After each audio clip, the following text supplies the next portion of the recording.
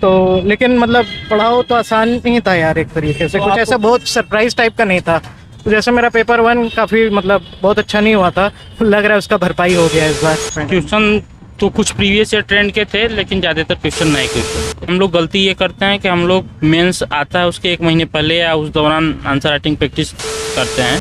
Hello दोस्तों, नमस्कार। मेरा नाम अभिमांशु, स्वागत है आप सभी का हमारे एक और नए वीडियो में। दोस्तों, जैसा कि आप लोगों को पता है कि इस समय यूपीएससी का जो है मेंस का एग्जाम चल रहा है। कल से मेंस का एग्जाम स्टार्ट हुआ, आज दूसरा दिन है मेंस के एग्जाम का।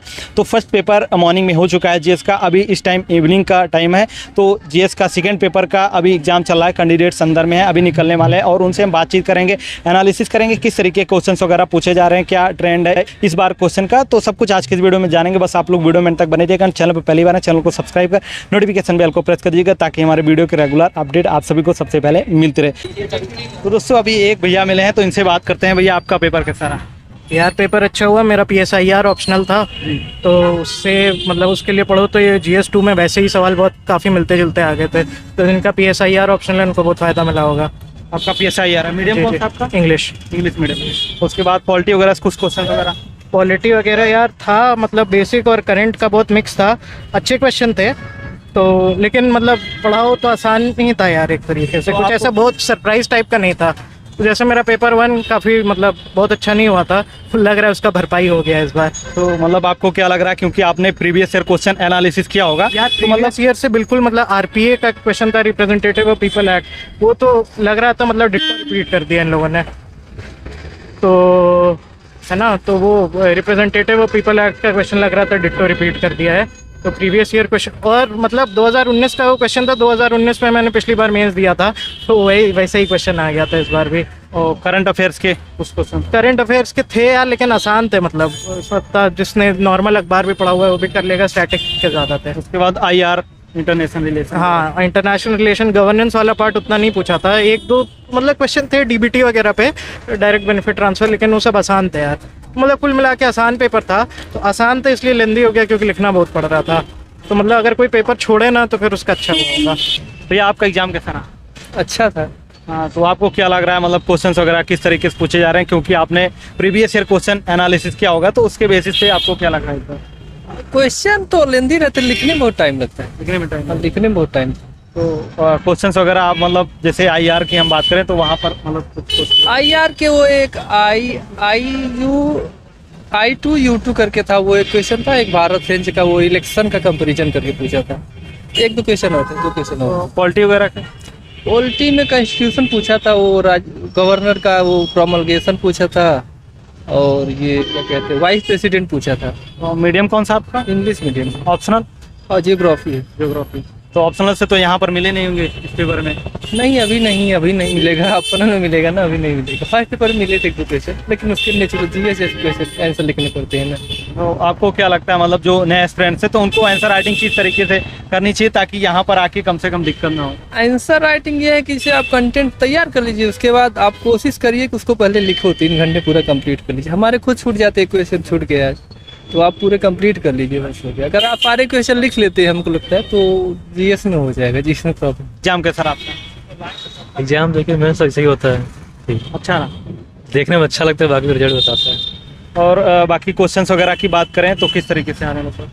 क्वेश्चन तो यूपीएससी खेलता ही रहता है, कुछ ट्रेडिशन होते हैं, ट्रेडिशनल कुछ इनोवेटिव। बाकी जैसे आपने पिछला पेपर देखा हो पहले का, प्रीवियस ईयर का, तो अभी इस बार पेपर आप देख के आ रहे हैं, तो दोनों में अंतर लग रहा था फिर, या फिर मतलब कुछ पैटर्न पे? मोर और लेस सेम ही होता है।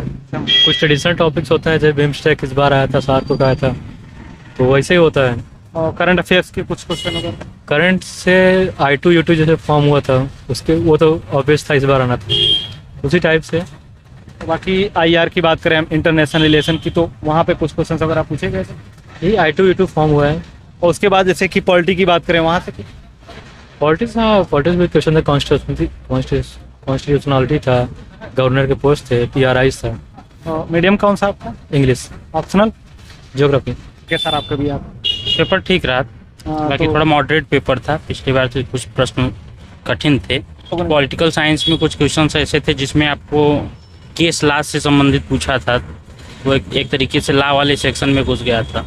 तो ये कुछ डिफिकल्ट क्वेश्चन थे कुछ। जैसे जो पिछली बार का ट्रेंड था तो क्या मतलब प्रीवियस से ट्रेंड से था या फिर कुछ बदलाव था नहीं, trend में? क्वेश्चन तो कुछ प्रीवियस ईयर ट्रेंड के थे, लेकिन ज़्यादातर क्वेश्चन नए क्वेश्चन थे।